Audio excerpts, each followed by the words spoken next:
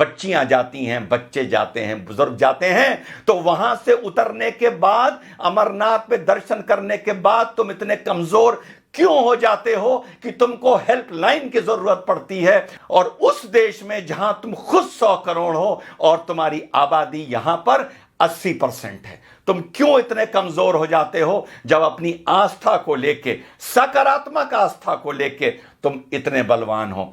10 बार बता चुका हूं, मुसलमानों को समझाया नहीं समझे, 10 बार पहले बता चुका हूं और अब बता रहा हूं, एक हो, टीका लगाने से शर्माओ ना। सरदार 7 मीटर की पगड़ी पहनता है, उसको प्रॉब्लम नहीं होती, उसे गर्मी नहीं लगती। आपने अपनी धोती छोड़ दी, आपने भारतीय संस्कृति का प्रतीक, आपने अपनी धोती छोड़ दी। क्यों छोड़ दी? बुरे लगेंगे क्या? सरदार तो पगड़ी में बुरा नहीं लगता, कॉन्फिडेंस में रहता है। मुसलमान तो ऊंचे पजामे में बुरा नहीं लगता, कॉन्फिडेंस में रहता है। लेकिन आपने अपनी संस्कृति छोड़ी, आपने अपनी धोती छोड़ी। रोज नहीं पहन सकते, महीने में एक बार पहन लो।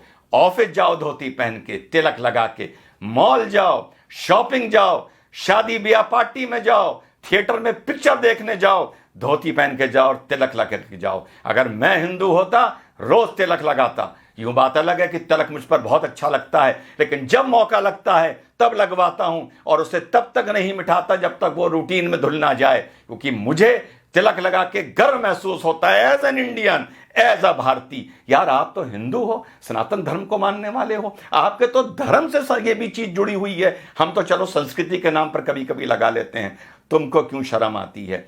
इस शर्म से हिंदू नौजवानों बाहर आओ। आपकी हिंदू महिलाएं मंगलसूत्र पहनती हैं, सर पर सिंदूर लगाती हैं, माथे पर बिंदी लगाती हैं। आप क्या करते हैं? ये अपनी निशानी बताने के लिए कि ये हम भारतीय हैं और भारतीय हमारी संस्कृति है।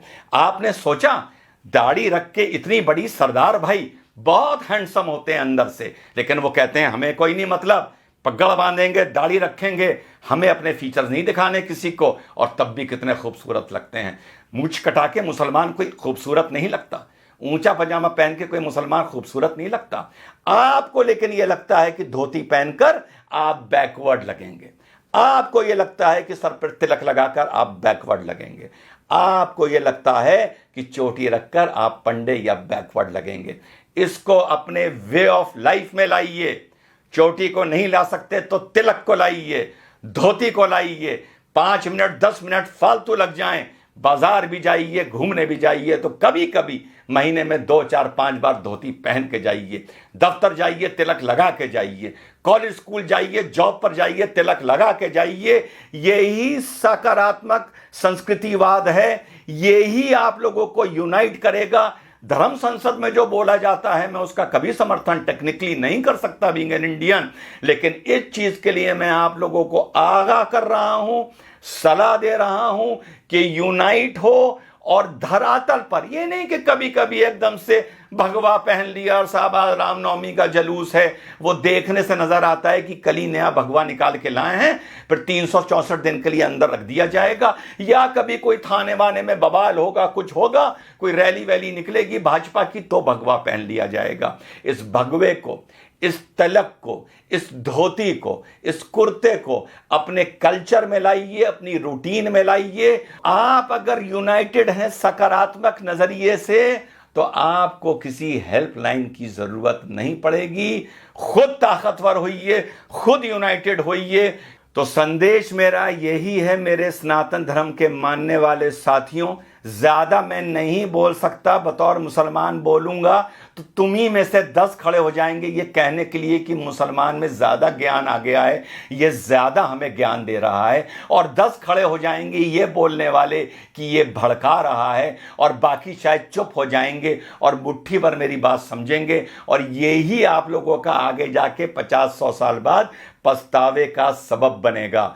तो आप लोगों को मेरा यही संदेश है, सकारात्मक तरीके से यूनाइट करिए, सकारात्मक तरीके से अपनी संस्कृति को पुनः जीवित और पुनः पैदा करिए। तिलक को अपना वे ऑफ लाइफ बनाइए, बीच बीच में धोती कुर्ता पहनने को भारतीय संस्कृति की वो पोशाक है, उसे अपना वे ऑफ लाइफ बनाइए, मत शर्माइए। सिख नहीं शर्माता, मुसलमान नहीं शर्माता, तो हिंदू क्यों शर्माता है? हिंदू क्यों सोचता है कि मैं धोती कुर्ता पहनूंगा तो मैं बैकवर्ड लगूंगा?